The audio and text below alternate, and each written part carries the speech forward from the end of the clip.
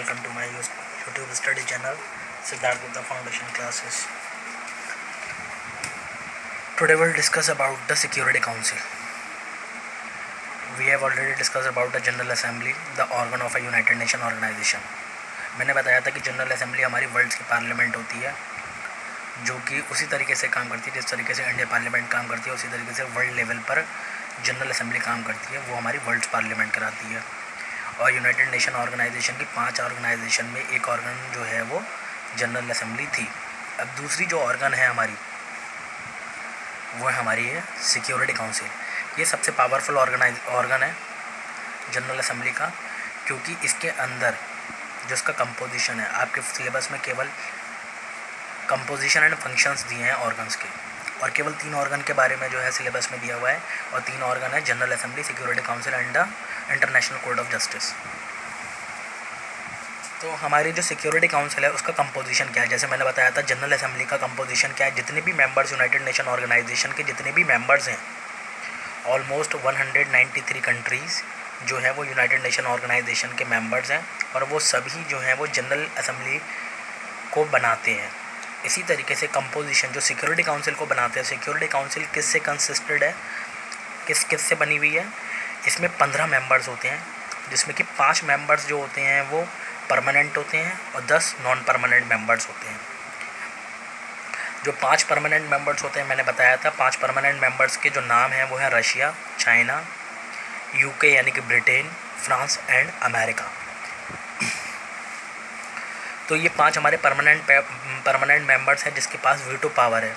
मैंने बताया था कि वीटो पावर वो पावर होती है, उनके पास पावर होती है कि इंटरनेशनल लेवल पर किसी बात को मना करने की जो पावर होती है वो वीटो पावर कहलाती है. अगर वर्ल्ड लेवल पर कोई भी लॉ कुछ भी बनाया जाता है तो इन 5 के 5 परमानेंट मेंबर्स की सहमति ज़रूरी होती है. अगर इनमें से एक भी मेंबर किसी भी पॉइंट पर मना कर देता है तो उसके ऊपर जो है वो कोई भी लॉ या किसी भी प्रकार की कोई भी चीज़ जो है वो नहीं बनाई जाती है. तो सिक्योरिटी काउंसिल के अंदर 15 मेंबर्स हैं, 5 परमानेंट मेंबर्स हैं और 10 नॉन परमानेंट मेंबर्स हैं. और ये जो नॉन परमानेंट मेंबर्स होते हैं ये 2 साल के लिए होते हैं.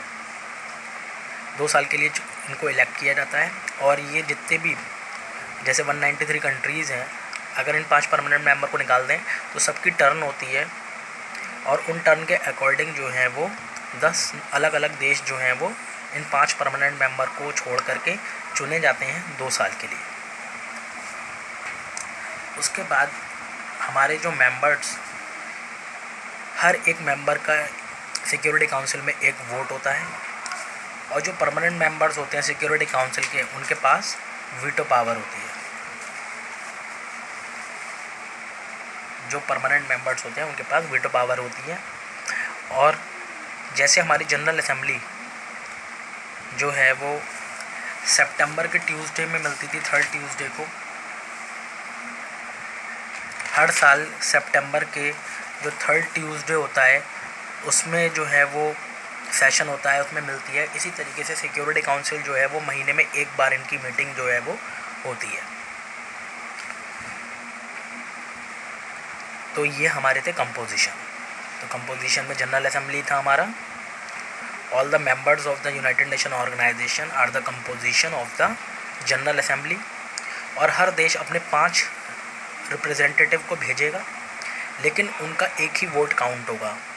ऐसे सिक्योरिटी काउंसिल का जो कंपोजिशन है वो 15 मेंबर्स होंगे, जिसमें 5 परमानेंट होंगे और 10 नॉन परमानेंट होंगे. और 10 नॉन परमानेंट मेंबर्स होंगे वो 2 साल के लिए जो हैं वो इलेक्ट किए जाते हैं. और इनकी मीटिंग जो है वो महीने में एक बार होती है. और 5 परमानेंट मेंबर्स के पास वीटो पावर होती है. वीटो पावर का मतलब होता है मीन्स द पावर टू से नो. किसी भी बात को ना कहने की जो पावर है वो केवल इन्हीं 5 परमानेंट मेंबर्स को है. और वो 5 परमानेंट मेंबर्स हैं रशिया, चाइना, फ्रांस, अमेरिका और ब्रिटेन. अब ये तो हो गया हमारा composition of security council. Next आता है हमारा the functions of security council. मैंने बताया सिलेबस में हर एक ऑर्गन का कंपोजिशन और फंक्शन ही जो है वो सिलेबस में है. तो फंक्शंस क्या है सिक्योरिटी काउंसिल के? तो सिक्योरिटी काउंसिल का मेन फंक्शन है टू मेंटेन इंटरनेशनल पीस, अंतर्राष्ट्रीय स्तर पर शांति बनाए रखना. ये जो एम जनरल असेंबली के होते हैं वही एम जो है वो सिक्योरिटी काउंसिल के भी होते हैं, लेकिन सिक्योरिटी काउंसिल एक ऐसी ऑर्गन है जो रिकमेंड नहीं करती है, डिसीज़न देती है। इसका काम सुझाव देना नहीं है, इससे सुझाव मांग करके काम जो है वो किए जाते हैं। जो ये कहेंगे वही काम होगा, लेकिन जनरल असेंबली की मदद से। एक तरीके से जनरल असेंबली जो हो गया, जनरल असेंबली का जो मेन हो गया वो हो गया सेक्रेटरी जनरल, जो कि प्रेसिडेंट की तरह वर्क करेगा, और सिक्योरिटी काउंसिल जो होगा वो एक तरीके से प्राइम मिनिस्टर की तरह होगा। अगर कोई भी दो देशों के बीच में वर्ल्ड लेवल पर अगर डिस्प्यूट है, कोई झगड़ा है, तो उसको सॉल्व करने का काम जनरल असेंबली के सुझाव से जो है वो सिक्योरिटी काउंसिल करती है। सिक्योरिटी काउंसिल सुझाव देगी, जो वो ये कहेगी वही होगा, जनरल असेंबली को वो करना पड़ेगा। सिक्योरिटी काउंसिल जो है कोई भी जनरल असेंबली का भी, जैसे हमने पढ़ा था कि जनरल असेंबली के फंक्शंस हैं कि जनरल असेंबली का कि वो कोई भी अगर न्यू कंट्री कोई यूएनओ के अंदर एडमिशन पाना चाहती है, उसके अंदर एंट्री करना चाहती है, तो ये चीज़ भी जो है वो सिक्योरिटी काउंसिल ही रिकमेंड करेगी, और जो सेक्रेटरी जनरल बनेगा वो भी इनके ही सुझाव से, इन्हीं के डिसीजन से बनेगा। तो Security Council is the main organ of the most powerful organ of the United Nation Organisation. चाहे इंटरनेशनल कोर्ट ऑफ जस्टिस के जजेस हों, चाहे इकोनॉमिक एंड ट्रस्टीशिप काउंसिल हो, या इकोनॉमिक एंड सोशल काउंसिल हो, इनके जितने भी मेंबर्स होते हैं उनका इलेक्शन जो होता है, उन सारे ही प्रोसेस में सिक्योरिटी काउंसिल जो है वो इन्वॉल्व होती है।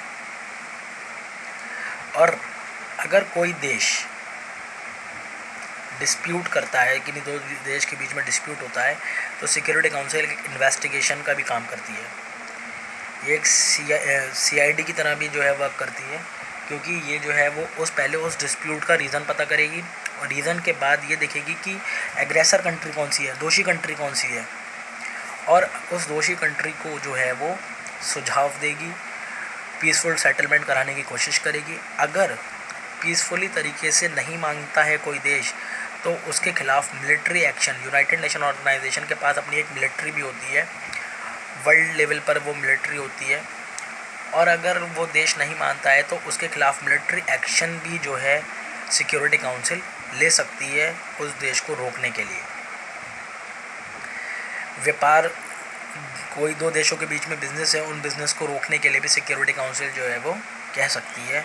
अगर कोई देश जो है वो नहीं मानता है, पीसफुल तरीके से जो है वर्क नहीं करता है, या फिर कोई ज़बरदस्ती करता है। सिक्योरिटी काउंसिल का फंक्शन है कि वो पीसफुल तरीके से सॉल्यूशन निकालना, चाहे पीसफुल तरीके से निकले या फिर जो है उसके खिलाफ कोई ठोस कदम उठा के निकले।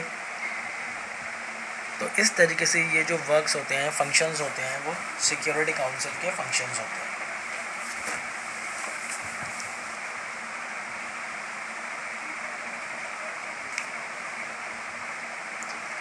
अगर किसी को भी बजट वगैरह भी अगर जैसे जनरल असेंबली पास करना होता है, तो यही मेन मेंबर्स होते हैं जो रिकमेंड करते हैं कि किसको कितना बजट में, कितना देश को कितना लोन दिया जाना चाहिए। ये सारा डिस्कशन जो है वो सिक्योरिटी काउंसिल के रिकमेंडेशन से ही होता है।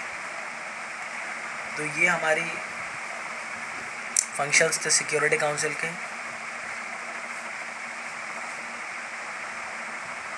अब हमारा जो नेक्स्ट टॉपिक होगा वो हमारा होगा इंटरनेशनल कोर्ट ऑफ जस्टिस, जो कि इसकी थर्ड ऑर्गन यानी कि लास्ट ऑर्गन जो आपके सिलेबस में है वो होगी। नेक्स्ट वीडियो में इंटरनेशनल कोर्ट ऑफ जस्टिस के कंपोजिशन एंड फंक्शंस जो है वो हम कवर करेंगे। आज का होमवर्क है, इसको अपनी जो है कॉपी में फेयर हो या फिर रफ हो, जो भी हो, उस नोट्स को कॉपी डाउन करें और जो है इसको लर्न करें।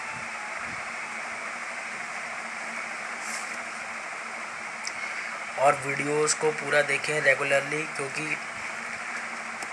ये बहुत हेल्पफुल होगी आपके बोर्ड के लिए, क्योंकि ये बहुत इंपॉर्टेंट टॉपिक्स, पहले इंपॉर्टेंट चैप्टर्स जो बोर्ड के रिगार्डिंग हैं वही कवर किए जा रहे हैं, और यही लॉन्ग क्वेश्चंस में जो है वो आएंगे। तो इन आंसर्स को ये ना समझें ये नोट्स है, ये आंसर्स, ये क्वेश्चन आंसर्स ही हैं जिन्हें मैंने नोट्स की फॉर्म में क्रिएट करे हैं। बस इनमें क्वेश्चन डेवलप करना है, बाकी ऐसे ही लॉन्ग क्वेश्चन जो है वो एग्ज़ाम में देखने को मिलेंगे। Okay, thanks.